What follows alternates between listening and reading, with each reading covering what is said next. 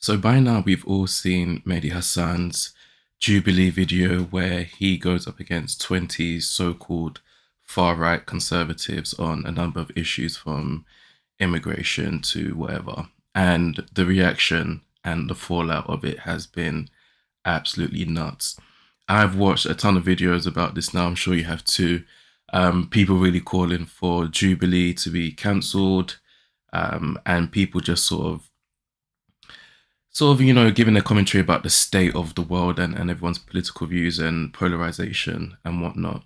But I wanted to come from a different angle. I wanted to come from the angle of two books that I think are essential to talk about that have a lot of relevance to what is going on currently and in relation to the Mehdi Hassan Jubilee video.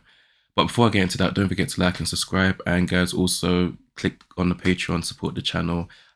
It helps a lot. So the first thing we're going to talk about is Fascism, A Warning by Madeleine Albright. And this is a quite popular book where, Madeleine basically gives us a history of fascism and literally breaks down how we can try to prevent it, but also how it came to be in the first place. But I think we should start first with fascism because and its definition, because we all saw the guy, the the self-proclaimed fascist that did the absolutely demonic laugh, and his way of thinking and his beliefs aren't actually fall quite in line nicely with what Madeleine Albright actually talked about in her book. For example, in 1932, Mussolini described fascism as a closed universe in which the state is all embracing and outside which no human or spiritual values can exist. In doing so, he acknowledged its overlap with communism in its disdain for democracy and all its trappings. And this quote in the book is interesting because as we saw in the Jubilee video, the guy, he didn't even vote for Trump. He voted for some random guy because he doesn't actually really even believe in democratic practices.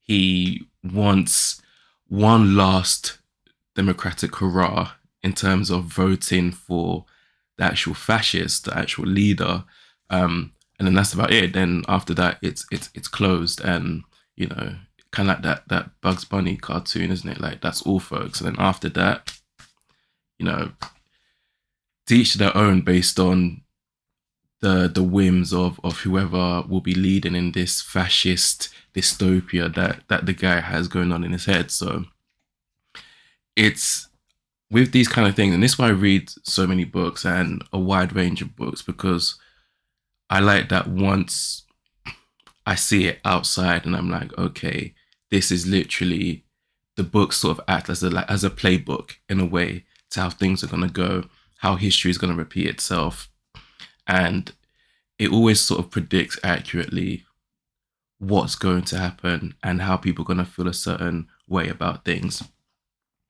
But what was interesting in the Mehdi Hassan Jubilee video was that when he was talking to all these conservatives, you can tell that there was a lack of world building. I mean, I know this is the fantasy and science fiction sort of reader in me to talk about world building, universe building, but you could tell that there was a lack of world building, which seems to be quite a common sort of trope for fascists. As mentioned, Mussolini and Hitler were the embodiments of fascism, but neither could engineer a fully totalitarian state. There was always a gap between theory and reality.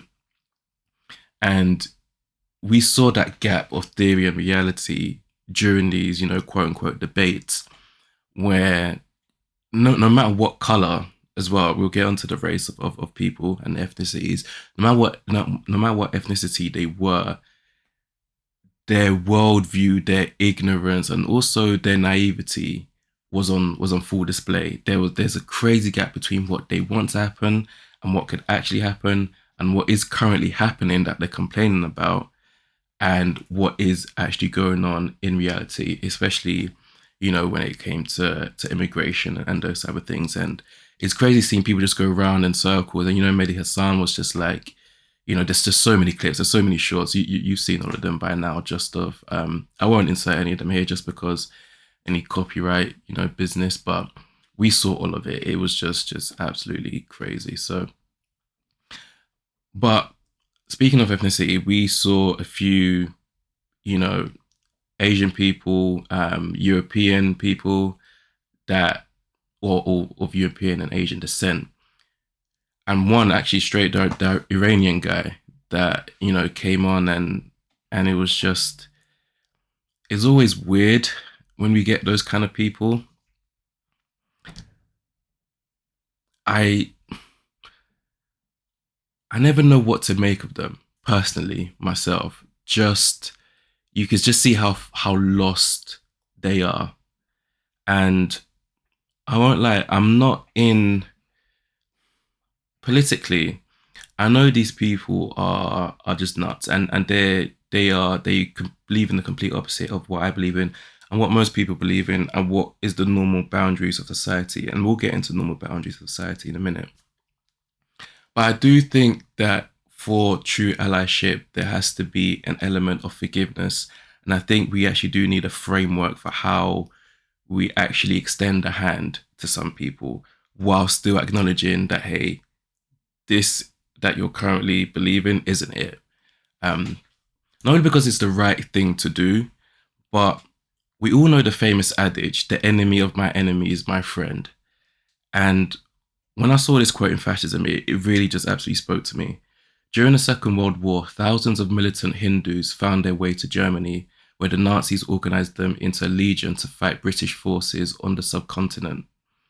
And Albright goes in to talk about how this was because of colonialism and obviously the British rule in India. And obviously you're gonna, with colonialism, imperialism, there's gonna be a fallout. There's gonna be, if not a majority, a strong subsection of the colonized people that are gonna hold a lot of resentment towards you and your way of living and just everything about you. And so when I saw that, there was a group of Hindus who, did find it, find their way onto the battlefield, for the Nazis, is not surprising given the history and what, Britain has done all over the world. I recently read Empire Land, How Imperialism Has Shaped Modern Britain. That was an excellent book. And I've got a few other books here. I'll put them on the screen that were referenced in that book that I ended up picking up. One of them being Empire and Sexuality, the British Experience or the British Perspective. I can't remember on the top of my head. And I can't wait to get to that. It's on my TV. I've got it literally just tucked in my shelf behind me. But there's a reason why things can get so messy because of the intersection of race and class and just the history of how different people have interacted in this world. And so it's all crazy. And I don't know. I'm not sure that Iranian guy was a fascist. He was just a conservative guy. But even towards conservatives, it doesn't have to be just fascist. But even towards conservatives, no matter how far right they're into, these things do apply. And I do still think that we should still be extending a hand to them, if not to try and get them to see our way of thinking, but just to keep them within acceptable, reasonable, factual boundaries of, civilian life. But Jubilee, Jubilee are nuts. Like Jubilee are crazy, and I sympathize with the conversations about demonetizing them, canceling them, all that good stuff. But I think this still goes into the bigger issue of the algorithm and the way technology companies have us essentially, and how they can sway the masses in ways that previously, and Albright mentions this in Fascism, they get swayed in ways that radio used to do back in the day. For example, the Führer was the first dictator with the ability to reach 80 million people in a single instant with a unifying summons. Radio was the internet of the 1930s, but being a one-way means of communication, it was easier to control. Never had such an efficient tool for manipulating the human mind been available. And it seems to me that since the 1930s, we're nearly 100 years from that. We have, in our all our glory as a species, developed numerous ways now to further manipulate people that maybe even goes beyond the efficiencies of the radio. Because one thing back then was that you could turn it off, and I know not all people had it. Like, obviously, when it comes to new technology, there comes, you got the period where it's sort of like it belongs to an exclusive, usually rich, privileged part of society before it's cheap enough to be widely adopted to everyone. And now with the social media companies and all these algorithms, as is mentioned, we are the product. Everyone kind of knows that now, even though it's a free service. Like the way that's happened now is a free service, but again, we are now the product, and you can see the evolution from being, just having all this propaganda pushed through on the radio. Yanis Varoufakis talks about this in Techno-Feudalism, what destroyed capitalism, what killed capitalism, and he talks more about how the tech companies are basically just run everything basically, and why we are all essentially fucked because of it. And like I said, that was a decent book. His Marxist analysis was, I liked it. It helps me understand his way of thinking. And again, he's another one that is one of those books that when this type of situation pops up, I think about in relation to Jubilee and tech companies in general. Because I don't think just cancelling Jubilee, whether in terms of blacklisting them or whatnot, or demonetizing them, I don't think that really solves anything.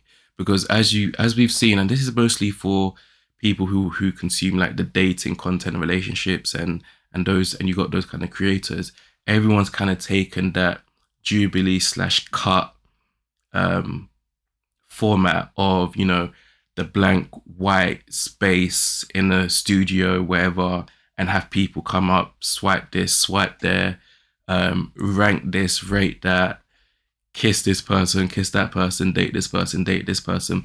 So even if I know Jubilee has like 10 million subscribers or so, and all their videos get millions upon millions of views, and the shorts get millions and millions of views, and it goes everywhere, is not is not confined to the bandwidths of a radio. It really spreads instantly all over the world, and that's another way we've sort of got the manipulation game on steroids, right? But even if we get rid of Jubilee, there'll be another person, another company that will take its place, like that, and fill in that hole.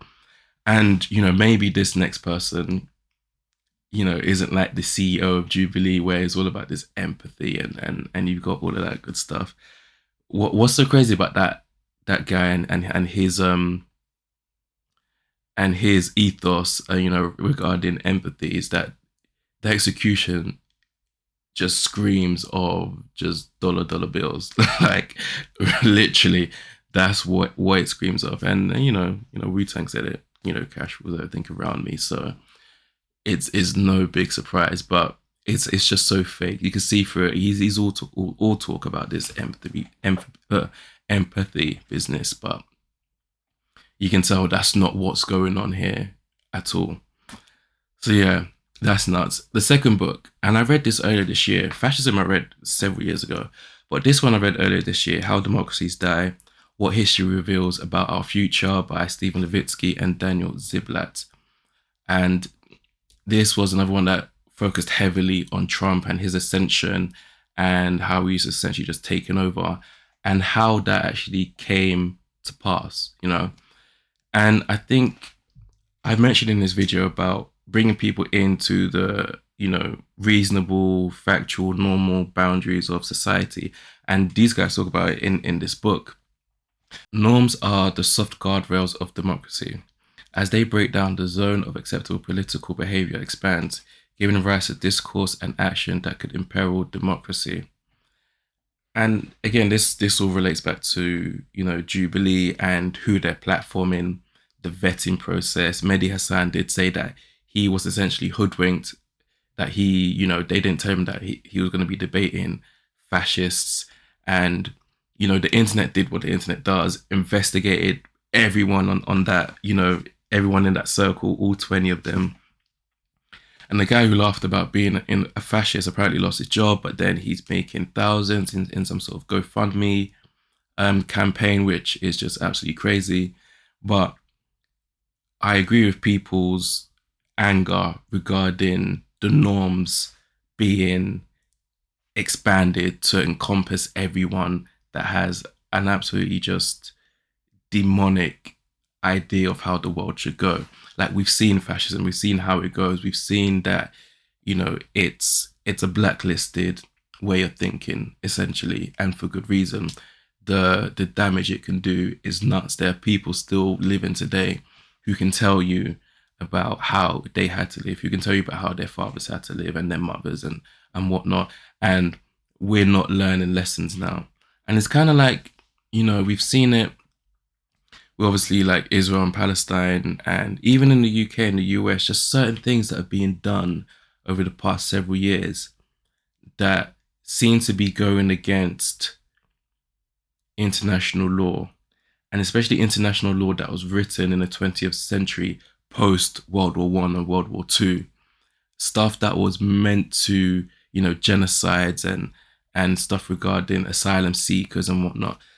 Things that were put in place, to really protect people, and things that were put in place because we have the capacity for such great evil.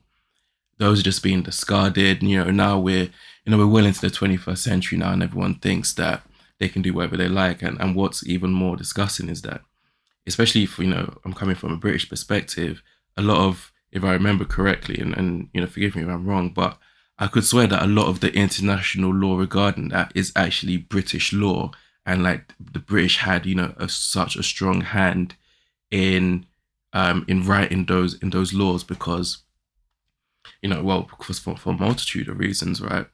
But now it seems that we're not willing to even stand by it anymore.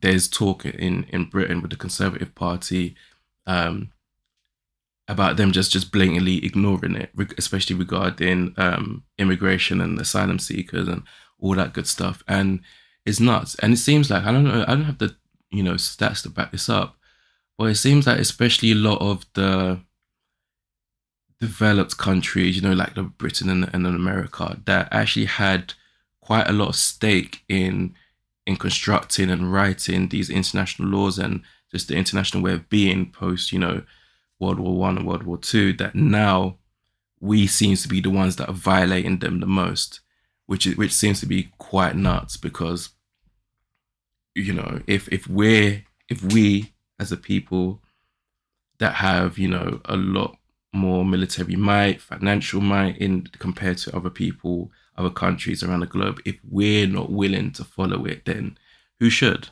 Like, honestly, who should? And people have called out the West on its hypocrisy about these things, because if some dictator rises in a developing country and wants to do X, Y, and Z, and it may mess up some sort of natural resource that the world needs. For we everyone starts becoming Captain America again, and and wants to save the world, but will gladly brush away all sorts of international laws and norms just for for fuck all, essentially. So that irony is just, and it seems to be more glaring.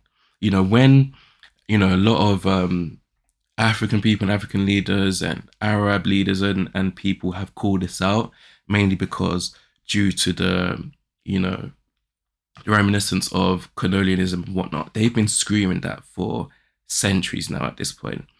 And even though we all know that they're right, it hasn't been really taken up. It's been largely ignored. It's kind of just people shouting into the wind at this point.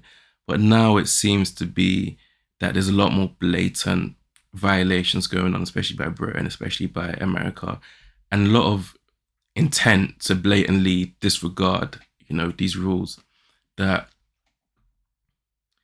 I think it can't be ignored, and it just it just goes to show that, if people complain about you for centuries about a certain way that you've conducted yourself, then they just might be right. Who knows? So yeah, one last thing I want to talk about um, is regarding, people have talked about how they don't want fascist platforms, um, because even though, everyone knows that there's a small group of people that have sort of just extreme ways of thinking, their ability to quickly become mainstream is that route is available. And the authors noted here that even after Trump began to surge in the polls, few people took his candidacy seriously. In August 2015, damn, literally 10 years ago, in August 2015, 2 months after Trump declared his candidacy, Las Vegas bookmakers gave him 100 to 1 odds of winning the White House, which, you know how that's gone now. He's ran for election 3 times, won twice, and yeah, this second term is looking like it's gonna be its craziest. It's mad. But anyway, guys, have you guys got any other books that you've read that are relevant to this kind of situation? Let us know in the comments. Let us know what you think about this whole situation anyway. Mehdi Hasan, Jubilee, and oh god, it's nuts. Everything is nuts these days. But thank you for watching. Thank you for listening.